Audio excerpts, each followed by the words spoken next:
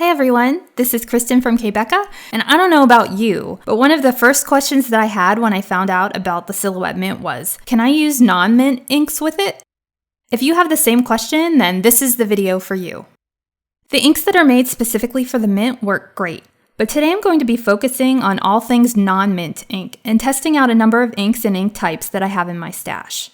If you're interested in seeing the Silhouette Mint ink in action, check out the video link that should be popping up on your screen right about now. I'll also include a link in the area below this video. I have to admit that I didn't have high hopes for this experiment because the mint stamps aren't really raised much off of the surface and seem to absorb ink a little bit like a sponge. So I figured that they wouldn't do well with ink pads. Let's see if I was right. First up, I tried a distress ink pad. Since these stamps seem to absorb ink, I pressed down lightly to sort of try and squeeze that ink up into the stamp, and I held the stamp in place. After about a minute of holding the stamp in place, I started stamping it onto cardstock. My first stamped result looked a lot like the first few results when you stamp with the Silhouette Mint ink. It was very inky. As I continued to stamp, you can see that the result is less inky, but the stamped image is also pretty faint. After about 5 impressions, the image became much more crisp, but by then the ink coverage was pretty light, so not a great result. I went back to the ink pad, and this time I held the stamp in place for 3 minutes, figuring that this would give the ink more time to absorb into the stamp. After 3 minutes, I started stamping again, and again it started off very inky and gradually cleared up, but by the time the image was more crisp, the ink coverage was pretty light. So even though the results with the distress ink pad weren't great, I was still pleased to get a halfway decent result, which I wasn't expecting. I stamped out as much of the rest of the ink that I could and moved on to the Ranger Archival Ink. I used the same method here that I used with the distress ink pad and held the stamp on the Archival ink pad for about 3 minutes. I actually pressed down a bit firmer here, thinking that it would give the ink a better chance to absorb.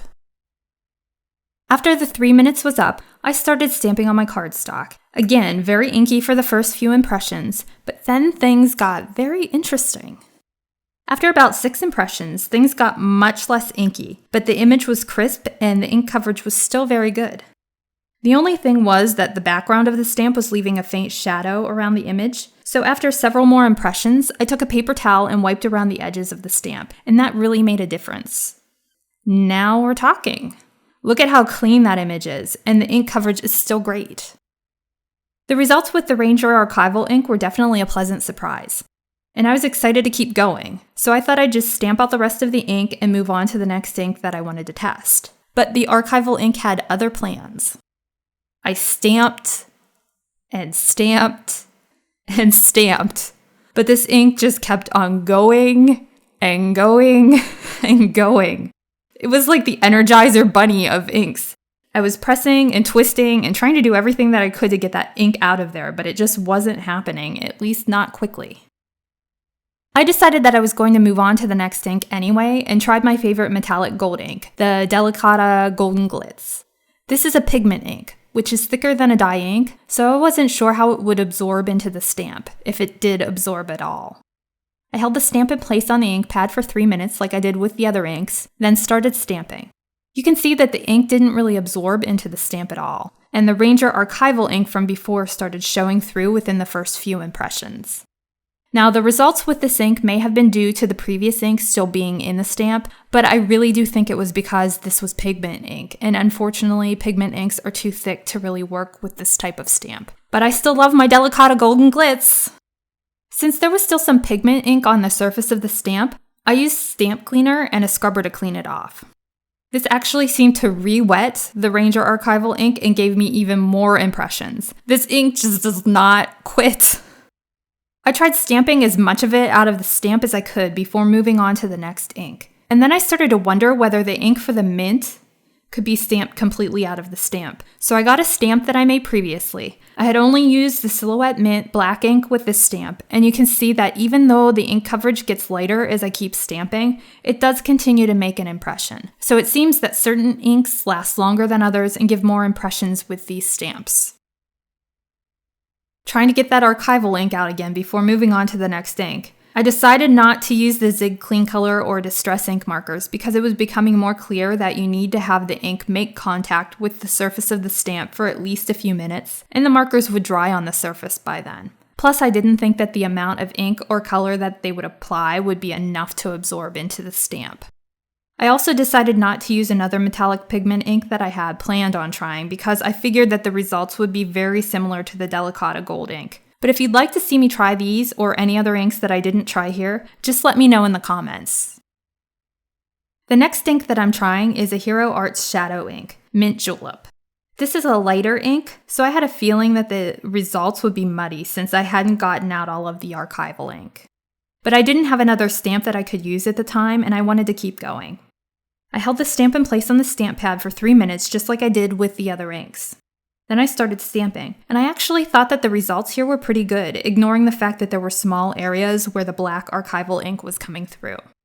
It seems like what's happening to a certain extent when you try multiple inks is that the previous ink that you use is sort of pushed up into the stamp more to make room for the new ink. And then if there's enough of the previous ink still left in the stamp, it eventually starts showing up again. I'm planning on doing a follow-up to this video so I can use clean stamps to test some of the different types of inks that I got the best results with this time around. But these results weren't bad. I liked that I didn't get the faint shadow around the stamp after the first couple of impressions like I did with other inks, and the results were actually pretty crisp. I also think that if I had given the inks time to dry on the stamps, say overnight or something like that, then it would have made a big difference. Next up is the Adirondack Alcohol Ink. I was iffy about this type of ink because it's alcohol-based and dries out very quickly when exposed to the air, and that's actually pretty much what happened. Plus, it's messy. I don't have much experience with alcohol ink, plus I'm clumsy, but I think that because this ink is so liquidy and because it dries out so quickly, it's just not a good choice for this type of stamp. I accidentally dripped some on my stamp block too, which was kind of a bummer. Having said that, I thought that the stamped results actually weren't too bad. I only let it sit for a minute or so because it was already starting to really dry out, but I still had some good impressions. I just wouldn't recommend this type of ink for the reasons that I stated earlier. Next, I tried using a distress re-inker on the stamp. I'm using the Peacock Feathers re-inker and let that sit for about 3 minutes after I covered the stamped image with it. This is definitely a little bit more liquid than the Silhouette Mint inks, but not as liquid as the alcohol ink, and the application process is pretty similar for all three. After 3 minutes, there was still a lot of ink on the surface of the stamp, and you can see that the first couple of stamped impressions were very, very inky. After that, though, the image became much more crisp, and I felt that this actually gave pretty good results. You can see little areas here and there where previous inks were coming through, but for the most part, the impressions weren't bad at all. I'm going to get out as much of the re-inker ink as I can, and then I'll move on to the last ink that I'm trying today, which is the StazOn Black ink.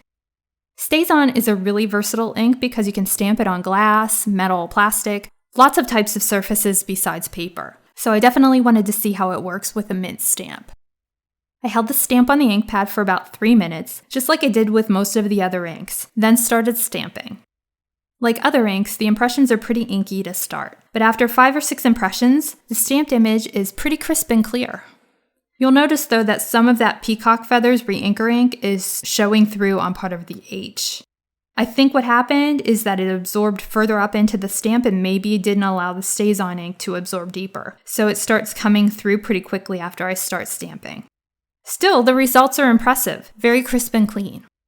Like I said earlier, I'm going to do a follow-up video to share further results, and I plan on using clean stamps or stamps where the ink has dried completely between inks, so I can give you more accurate and clean results. For now, I'll say that I think that the dye and solvent-based inks are the clear winners, and I can't forget the Ranger Archival ink, which just kept on going. The bottom line is that yes, you can use other types of inks with the Silhouette Mint, and that is a great thing because it means that the stamps that you make with the mint can be used in a wide variety of applications, possibly even on surfaces besides paper like plastic or glass. I hope to have more for you on that later. Thanks so much for sticking with me through all of the ink testing. I hope that you found this video to be helpful, and if you'd like to see more videos about the Silhouette Mint, please give it a thumbs up and subscribe. Thanks for watching, and I hope you'll tune in again soon.